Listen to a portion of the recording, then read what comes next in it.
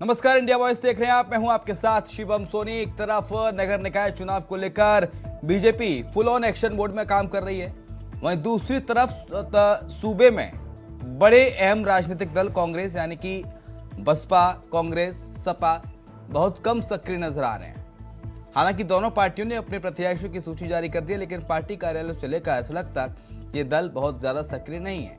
Report आप देखिए, उसके बाद चर्चा की शुरुआत करेंगे।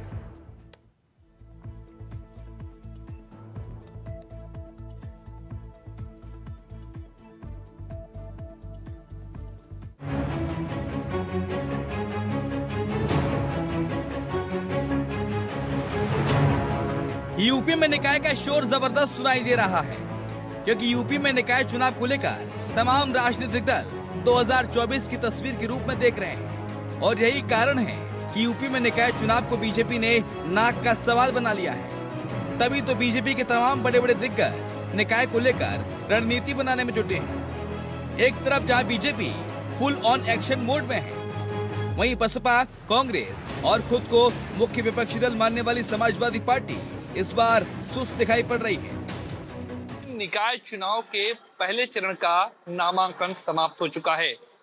BJP full on action mode में नजर आ रही है।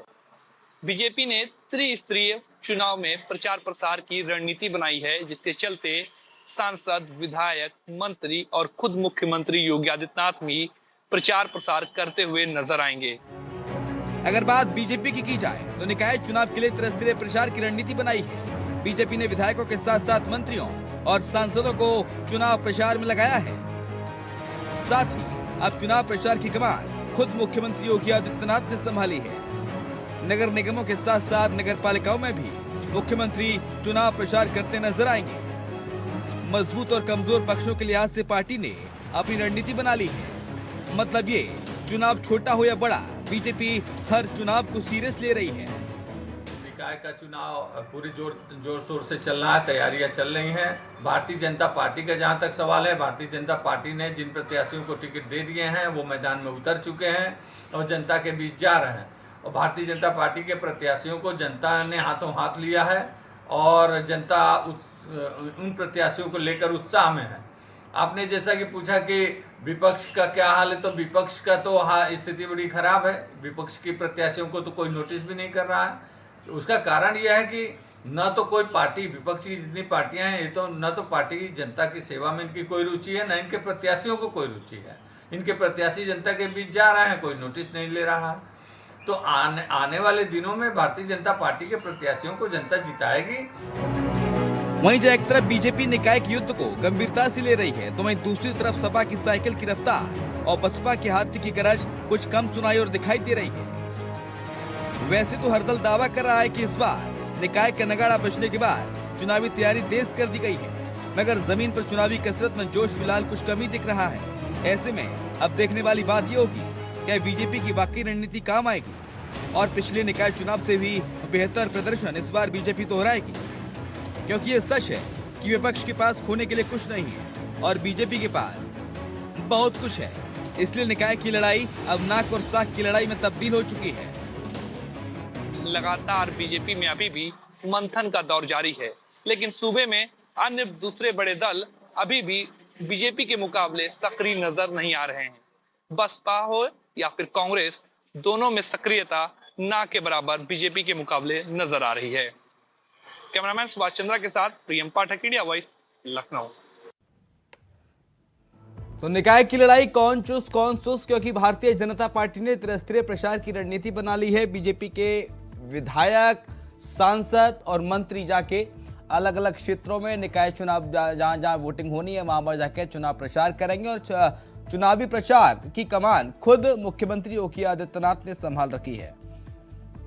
तो ऐसे में बड़ा सवाल है कि बीजेपी जहां जोर शोर से चुनावी मैदान में उतर चुकी है, तो वहीं अन्य जो विपक्षी दल हैं, बसपा, सपा, कांग्रेस, आरएलडी, यह भी कहां है? इनकी क्या रणनीति है? क्या अपना पिछला रिकॉर्ड दोहराने में कामयाब हो पाएगी भारतीय जनता पार्टी? जो 12-13 मेयर की कुर्सियां जीती थी बीजेपी ने पिछले बार के चुनाव में, क्या ऐसा भी इस बार मुमकिन है? उससे भी बेहतर प्रदर्शन बीजेपी कर पाएगी? या फिर समाजवादी पार्टी हाल ही में हुए मैनपुरी और खतौली के उपचुनाव के परिणाम को दोहराने में कामयाब हो पाएगी? क्योंकि लग नहीं रहा फिलहाल सपा की तैयारियों से, ऐसा लग रहा है कि सपा की साइकिल पंचर हो गई है। वहीं बसपा के हाथी की गरज भी नहीं सुनाई दे रही है।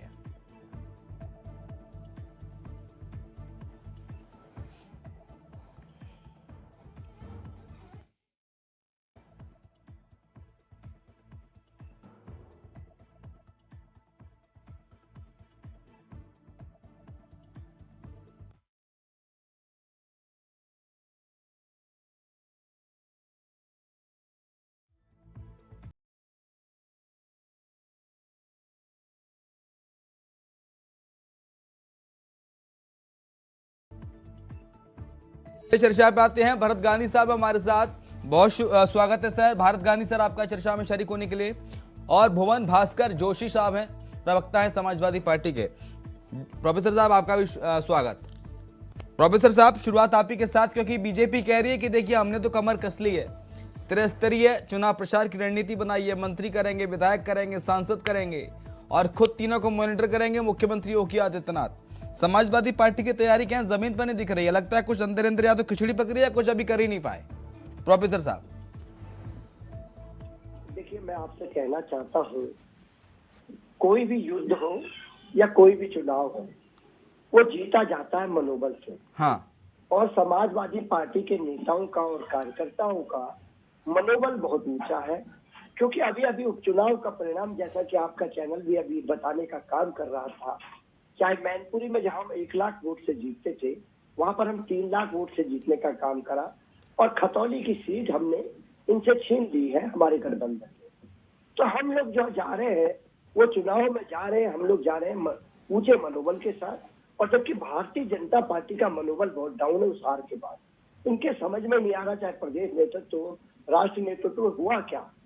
जो इनका कैंडिडेट था मैनपुरी में, वो अपना बूथ हार गया, जिला अध्यक्ष इनका बूथ हार जाता है।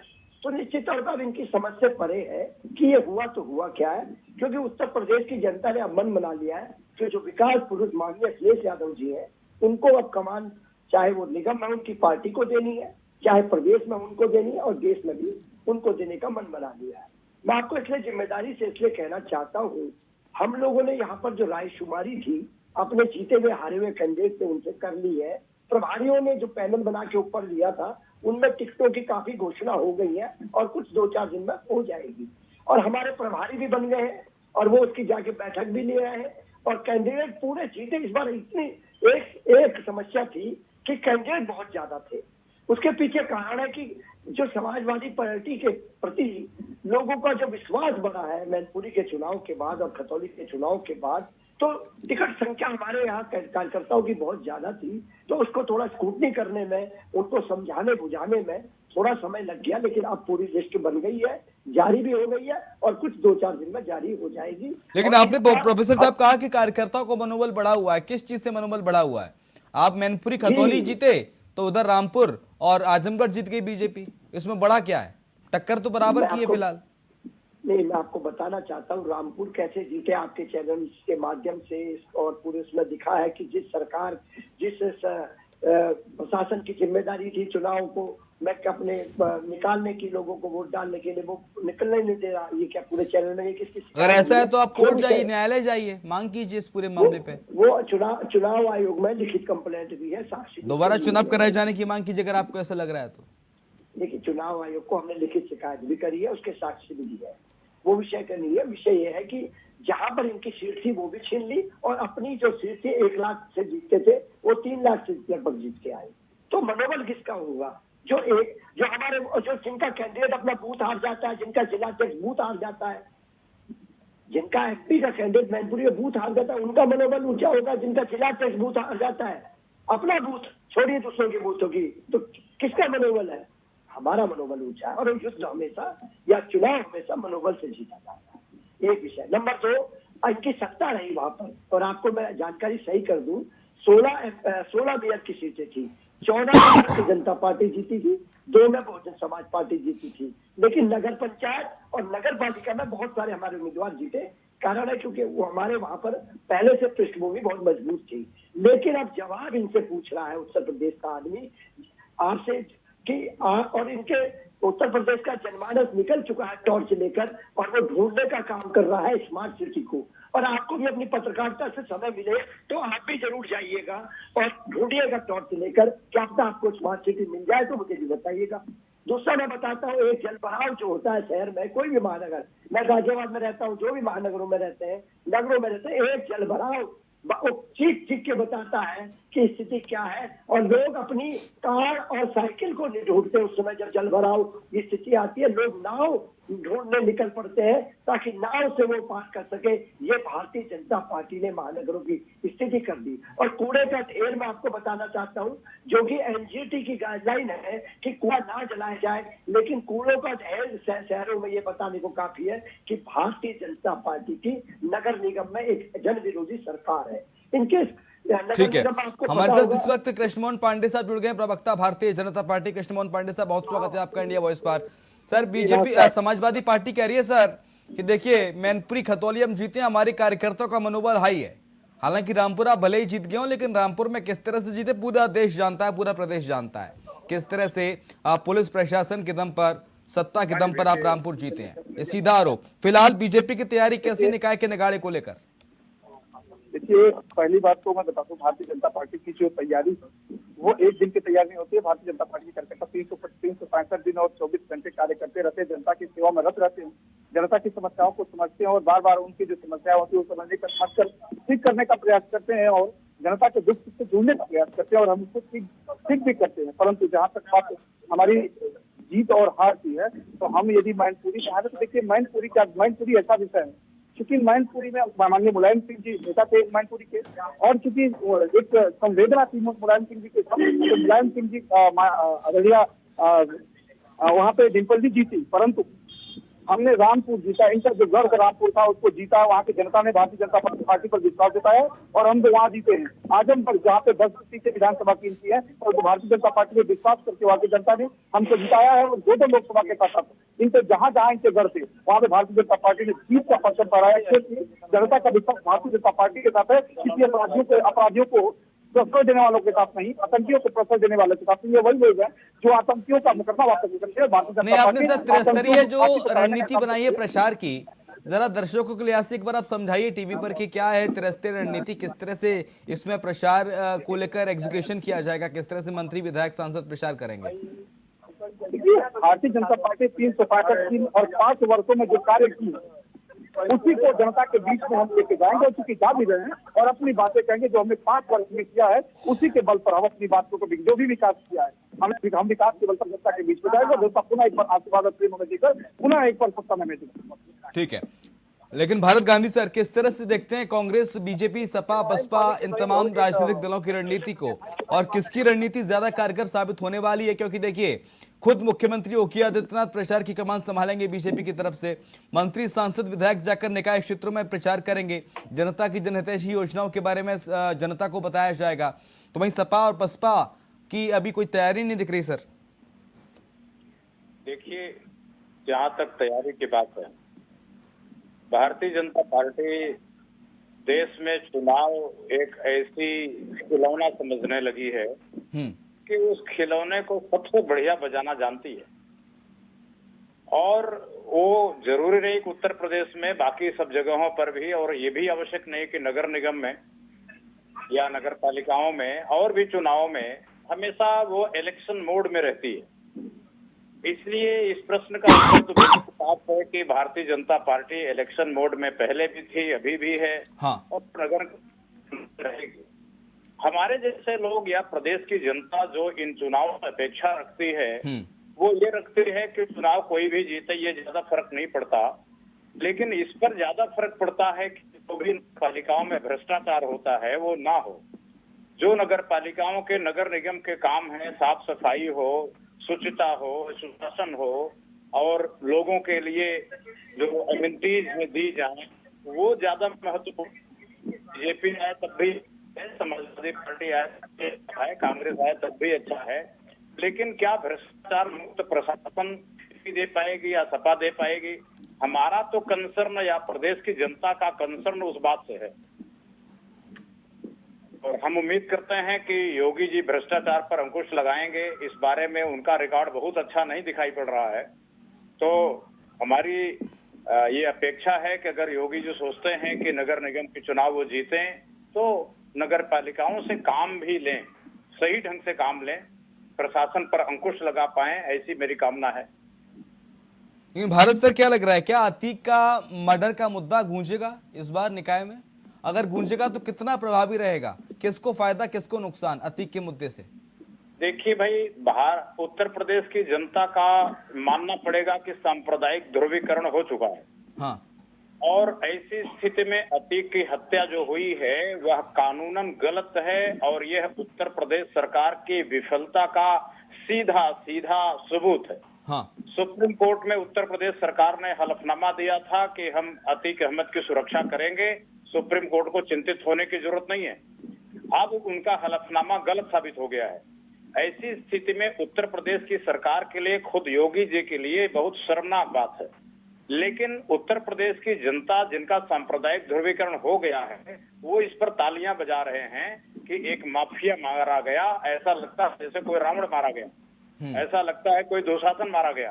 तो ये गजब की बात है कि प्रदेश की जनता को अभी कानून के शासन का अर्थ क्या होता है, संविधान के शासन का अर्थ क्या होता है, ये भी नहीं मालूम है। और रह गई रावण मारा गया।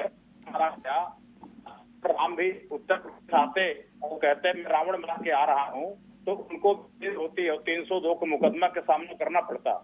मेरे को लगता है प्रदेश में नए सिरे से लोगों को समझाने की जरूरत है। इसमें मीडिया की नई भूमिका होनी चाहिए। और जिस तरीके से लोग वर्गों के आधार पर ये मानते हैं कि मैं जिसको चाहता हूं उसका दुश्मन कानून हाथ में लेकर मार दिया जाए, ये प्रक्रिया ठीक नहीं है। कल समाजवादी पार्टी आएगी सत्ता में या कांग्रेस सत्ता में आएगी तो वो भी यही काम करने लगेंगे। तब भारतीय जनता पार्टी के लोग चिल्लाएंगे कि आप कानून को हाथ में ले लिए हैं। मेरे जैसा व्यक्ति किसी भी रूप में निष्पक्ष फैसला ही दे सकता है, निष्पक्ष राय रखता है। मैं मानता हूं कि अतीक अहमद को सजा होनी चाहिए थी, और उनके आतंक से अगर समाज परेशान था तो उन्हें कानूनी तरीके से दंडित किया जाना चाहिए। समाज जो ये सोचता है कि अतीक अहमद मार दिए गए इसलिए भारतीय जनता पार्टी को जिता दिया जाए नगर निगम के चुनाव में, ये सोच बिल्कुल भी ठीक नहीं है। ये अपने पैरों में कुल्हाड़ी मारने वाली है। ठीक है। लेकिन भुवन भास्कर जोशी साहब, क्या लग रहा है इस बार अतीक के मुद्दे को भुनाने की कोशिश करेगी समाजवादी पार्टी? देखिए, मैं कहना चाहता हूं आपके चैनल के माध्यम से, अतीक की जो हमें बात करनी चाहिए उमेश पाल की, जो कि एक गवाह था, वो पूर्णतः सुरक्षित रहा 2012 से 2017 के कार्यकाल में। उसको एक पहुंच भी नहीं लग पाई। लेकिन जैसे योगी सरकार आई, उसकी हत्या हो जाती है। उसके पुलिस के जो सुरक्षा के लोग थे उनकी भी हत्या हो जाती। ये भी उत्तर प्रदेश के लिए प्रश्न चिन्ह है। यानी कि जो हत्याएं हैं वो लगातार हो रही है। हत्या प्रदेश बन गया है, जंगल राज यहाँ पर है। और अब एक नया ट्रेंड चल पड़ा है उत्तर प्रदेश के लिए, लाइव हत्या प्रदेश। अब हत्याएं लाइव होने लगी है। ये इसके लिए भी मैं भारतीय जनता पार्टी को बधाई देना चाहता हूँ। और इसके साथ साथ 1-3 छोटे से जो अपराधी थे, आज उनको डॉन बना के जो लॉन्च करा गया है उत्तर प्रदेश में, इसके लिए मैं योगी सरकार की भूरी भूरी प्रशंसा करता हूँ। क्योंकि आप वो बड़े डॉन हो गए, क्षेत्र में जाएंगे बताएं, अरे हमने तो अतीक को मारा था, हम वो लोग हैं, तो कौन उनसे पंगा ले पाएगा जो अतीक से नहीं डरता था। तो नया तौर पे ये 3 लॉन्चिंग के लिए तो योगी सरकार का सम्मान होना चाहिए। आपको भी उनको अपने चैनल के माध्यम से धन्यवाद देना चाहिए कि वाकई आपने 3 नए डॉन की लॉन्चिंग करी है। मैं तो कहना चाहता हूँ इस चैनल के माध्यम से। तो मैं आपको बताना चाहता हूँ, ये लगातार हत्या प्रदेश। आप क्या कह रहे हैं कि सरकार ने मरवाया अतीक को? देखिए, 5 करोड़ की रिश्वत का मामला किस पे लगा हुआ है? इनके मंत्री पे लगा हुआ है। रिश्वत नहीं, उधार देने का है, उधार देने का, उधार दिया था। अरे तो उधार दिया तो 5 करोड़, भाई प्रश्न ही खत्म हो गया। गवाह मर गया है तो प्रश्न ही खत्म हो गया। भाई मर गया, वो मर गया, सब मर गए, तो 5 करोड़ का प्रश्न तो खड़ा रहता। आप कहना क्या चाह रहे हैं कि बीजेपी ने हत्या कराई है? देखिए, जो एक इस बात को जनता तक पहुंचाने में कामयाब हो पाएंगे? देखिए, प्रदेश और देश में चर्चा का विषय है, ये तो कानून को फैसला लेना है, लेकिन चर्चा तो है या नहीं? ठीक है, लेकिन कृष्णमोहन पांडे, अतीक का मुद्दा उठने वाला है और सरकार को जमकर घेरा जाएगा समाजवादी पार्टी के द्वारा।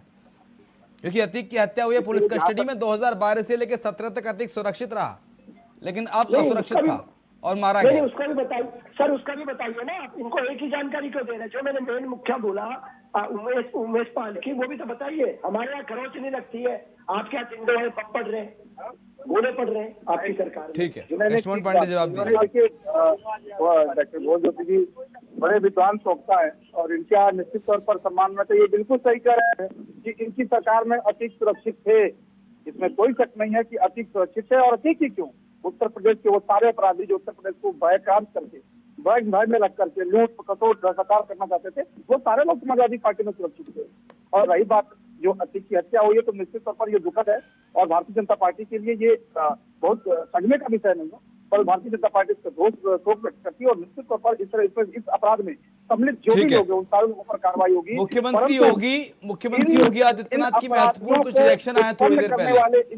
मुख्यमंत्री योगी आदित्यनाथ के कृष्णमोहन पांडे कुछ महत्वपूर्ण रिएक्शन आए हैं, वो लगता है कि इस डिबेट में सुनवाना बहुत जरूरी है। पहले आपको वो सुनवाते, फिर चर्चा पे वापस आएंगे। सुनिए योगी आदित्यनाथ ने क्या कुछ कहा।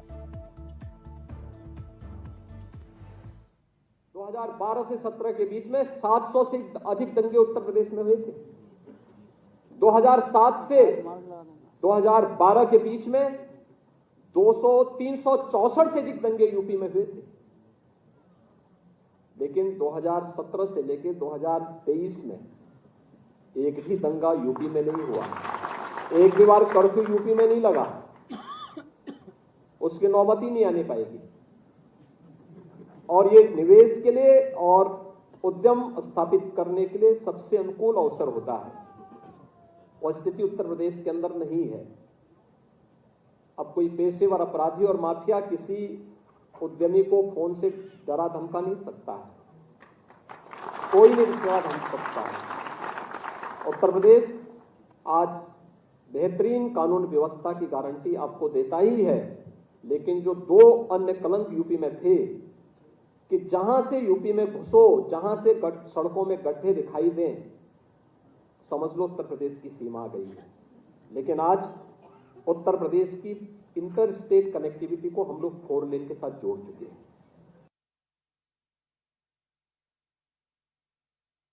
योगी आदित्यनाथ को सुना आपने, वो कह रहे हैं कि पहले दंगे होते थे, अब दंगे नहीं होते, दंगा मुक्त प्रदेश बना, गड्ढा मुक्त सड़कें बनी। टेस्ट मोहन पांडे, आपको इस बात को स्पष्ट कर दूं कि यही उत्तर प्रदेश था जहां 12 से 17 तक 750 दंगे हुए और जिसमें से 350 दंगे, लगभग 300 से ऊपर दंगे पश्चिमी यूपी में हुए।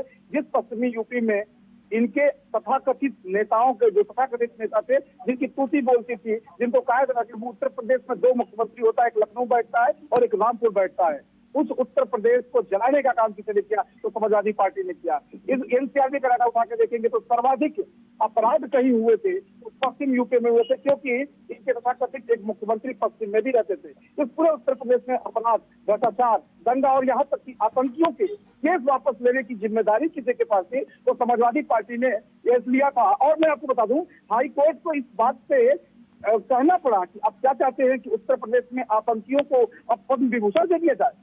ये समाजवादी पार्टी थी, समाजवादी पार्टी ने करके दिखाया है, आतंकियों को, भ्रष्टाचारियों को, दंगाइयों को। भवन भास्कर जोशी साहब, सुना आपने क्या कुछ कहा योगी आदित्यनाथ ने? पहले की सरकारों में क्या होता था, अब योगी मॉडल के बाद किस तरह से यूपी में बदला है? यही बात आदरणीय भुवन जोशी जी कह भी रहे हैं। उत्तर प्रदेश में अपराधी सुरक्षित थे, जिससे अधिक भी सुरक्षित थे, इस बात की यह तस्दीक दे रहे हैं। ठीक है लेकिन प्रोफेसर मैं साहब, आपको बताना चाहता हूँ, भारतीय जनता पार्टी का गुणगान मैं ना करूं तो मैं अच्छा प्रवक्ता नहीं कहलाऊंगा। मैं बताना चाहता हूँ, जब माननीय मुलायम सिंह के खिलाफ चुनाव लड़ाने की बात आती है तो इनको याद आता है डाकू तहसीलदार सिंह, जिसको टिकट देने का काम करता है, और आतंकवादियों को रेड कारपेट पे बैठा के छोड़ने की बारी आती है तो मेरे भारतीय जनता पार्टी के लोगों का जवाब नहीं, वो कंधार तक छोड़ के आते हैं। मैं आपको बताना चाहता हूँ, जब किसानों की हत्या करनी होती है तो अब आतंकवादियों की ओर देश नहीं देखता, ना कोई अपराधी की ओर देखता है। भारतीय जनता पार्टी के गृह राज्य मंत्री का बेटा ही निकल के केस वापस लेने का जो सर, ये गलत बात है। ये सर ये मुझे नहीं बोलने दे रहे, मैं इनकी बारी में नहीं बोलता, मैं डिबेट नहीं करता, मैं आगे साहब की डिबेट में नहीं बैठूंगा। ये अगर आप डिसिप्लिन नहीं मेंटेन करेंगे तो। अभी मैंने शुरू करा, अभी तो मतलब बहुत गुणगान। ठीक है सर, आप अपनी बात कीजिए प्रोफेसर साहब। हाँ, मैं आपको बताना चाहता हूँ, जब किसानों की हत्या करनी होती है, अब आतंकवादी की आवश्यकता नहीं होती, किसी क्रिमिनल की आवश्यकता नहीं होती है। गृह राज्य मंत्री का बेटा ही काफी होता है, वो निकल पड़ता है हत्या करने के लिए। मैं आपको बताना चाहता हूँ, जब दलित बेटी को जिंदा जलाना होता है तो जरूरत नहीं होती किसी और की, योगी सरकार ही काफी है। आपने देखा होगा हाथरस में दलित बेटी को जिंदा जलाने का काम इस योगी सरकार में होने का काम करता है। मैं आपको कल की घटना से बताना चाहता हूँ, जितने पैलेस बैठे हैं उनकी बेटी की दिन दहाड़े हत्या हो जाती है जालौन में, वो पेपर देके आ रही थी। एक छात्र नेता की हत्या हो जाती है जो पेपर देके आ रहा था, बलिया में हेमंत यादव, झांसी में पुष्पेंद्र यादव, गाजियाबाद में जिम ट्रेनर जितेंद्र यादव, विकास दुबे, आगरा में आकाश गुजर, ये परीक्षा देने आया था छात्र, और जब परीक्षा देने आया था, अग्निवीर की परीक्षा देने आया था, मध्य प्रदेश का बालक था, उसकी हत्या योगी सरकार में हो जाती है। और भी बहुत सारी लंबी, उमेश पाल की हत्या को आपने सुना होगा, और आप अपने अतीत और उसकी सुना है। तो निश्चित तौर पे जंगल राज बनाने के लिए भारतीय जनता पार्टी की योगी सरकार को मैं आपके मंच के माध्यम से बधाई भी देना चाहता हूं कि ये नए 3 डोर लॉन्च करने के लिए, जंगल राज बनाने के लिए, ये काफी सारे उदाहरण मेरे पास है। और अगर और रही बात बेटियां कितनी सुरक्षित है, तो चिमयानंद जी की याद आपको आ जाएगी। ठीक है सर, आपको याद आ जाएगी इनके ओके। विधायक जंगल लेकिन की ये याद बताइए आपको आ सर, जाएगी। एक भी मेयर की सीट नहीं है समाजवादी की पार्टी के पास। इस बार क्या उम्मीद है आपको? 16-17 में से एक भी सीट पिछले चुनाव में आप नहीं जीत पाए थे। बिल्कुल बिल्कुल सत्य है, और सीटें भी बढ़ गई है। मैं थोड़ा सा और बता दूं, 17 सीटें हो गई है। निश्चित तौर पे उत्तर प्रदेश में एक परिपेक्ष साफ हो गया है। ठीक है, भारतीय बहुत जनता शुक्रिया आपका पार्टी प्रोफेसर का साहब चर्चा में शरीक होने के लिए। कृष्ण मोहन पांडे साहब आपका शुक्रिया, भरत गांधी सर आपका शुक्रिया चर्चा में शामिल होने के लिए। और इसी के साथ हमारी इस खास पेशकश में इतना ही। लेकिन उत्तर प्रदेश में निकाय का निगाड़ा बज चुका है, तमाम राजनीतिक दलों की अपनी अपनी तैयारी, लेकिन बीजेपी इस बार खासा एक्टिव मोड में नजर आ रही है। चर्चा में इतना ही, खबरें लगातार जारी हैं।